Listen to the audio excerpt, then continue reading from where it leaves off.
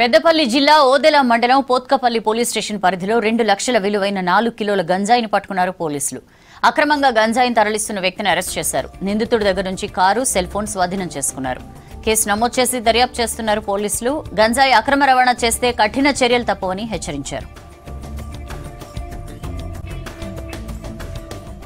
మీకు అందరికీ తెలుసు, ఆ ప్రాంతంలో వెహికల్ చెకింగ్ చేస్తుండగా ఒక ఎర్టిగా కార్ రావడం అనుమానాస్పదంగా అనిపించడంతో మా ఎస్ఐ గారు వారి సిబ్బందితో చెక్ చేయడం, దానిలో 4 కిలోల పైన, అంటే 4 కిలోల 100 గ్రాముల అందాజు, అంటే జోగితే మనకు తెలిసింది 4 కిలోల పైన ఎండు గంజాయి దొరకడం. దాని విలువ అందాజు 2 లక్షల చిల్లర ఉంటుంది. అందులో ఉన్నటువంటి వివరాలు తెలుసుకుంటే అతను అరుణ్ అని, హుస్నాబాద్ పట్టణానికి సంబంధించిన వ్యక్తి. ఆ ఓన్ కార్ అతనిది.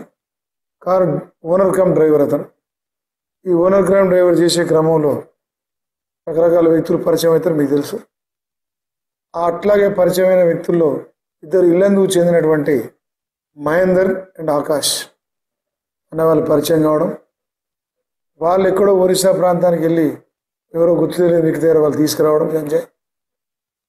ఇతను కూడా వాళ్ళ దగ్గర డ్రైవర్గా పనిచేస్తే లాభం రావట్లేదు, ఇక మాకు లాభాలు పైసలు ఎక్కువ వస్తున్నాయి, లాభం మంచిగా వస్తుంది అని చెప్పడంతో వాళ్ళతో ఫ్రెండ్షిప్ ఏర్పడి ఇతను కూడా వాళ్ళు తీసుకొచ్చుకున్నప్పుడు